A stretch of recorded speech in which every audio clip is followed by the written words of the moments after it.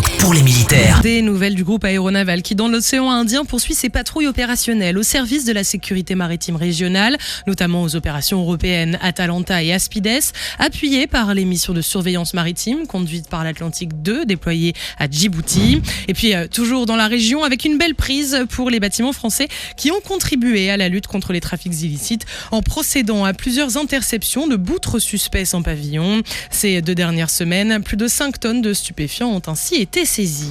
L'armée de l'air et de l'espace poursuit ses expérimentations dans le domaine de la lutte anti-drone à partir d'hélicoptères. Une campagne de tir a été conduite depuis des hélicoptères Fennec et Caracal sur la base aérienne 120 de Cazaux, supervisée par le Centre d'expertise aérienne militaire. L'objectif était d'évaluer l'emploi de ces appareils face à des drones de type Shahed et développer de nouvelles capacités complémentaires dans le cadre d'une défense aérienne multicouche.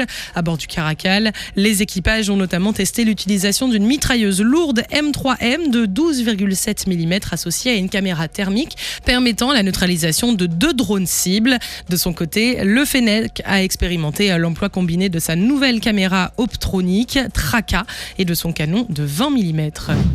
Du côté de la Direction générale de l'armement, un nouveau jalon a été franchi dans le développement du missile Mika-NG. Elle a réalisé avec succès le premier tir du missile d'interception de combat et d'autodéfense de nouvelle génération depuis un Rafale en configuration de vol supersonique.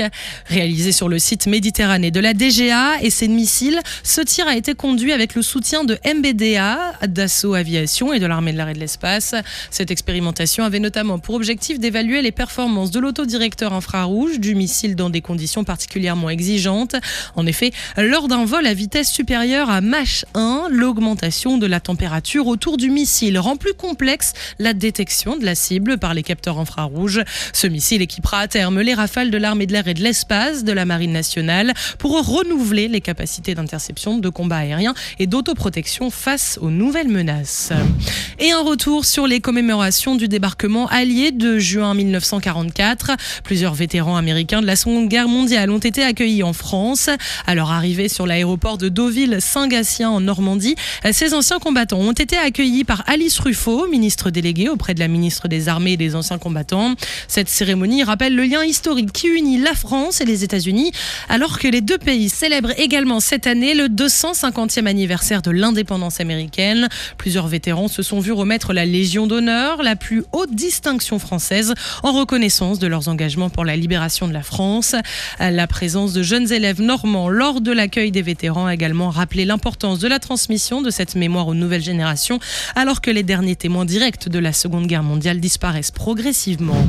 Et enfin, direction le golfe de Guinée, où le patrouilleur de haute mer, enseigne de vaisseau Jacoubé, déployé dans le cadre de l'opération Corimbe, a accueilli à son bord 24 élèves officiers de l'école navale de Tika, en Guinée équatoriale. Pendant 2 jours, ces futurs officiers ont participé à une formation à la mer, conduite par l'équipage français, avec plusieurs exercices pratiques destinés à renforcer leurs compétences maritimes. L'école navale de Tika est issue d'une coopération entre la France et la Guinée équatoriale. Elle accueille des élèves de plusieurs pays africains et dispense ces formations en français, avec l'appui d'un officier français intégré au sein de l'école. Sur terre, sur mer, comme dans les airs. Skyrock PLM, en équipe avec Uneo, la mutuelle des forces armées.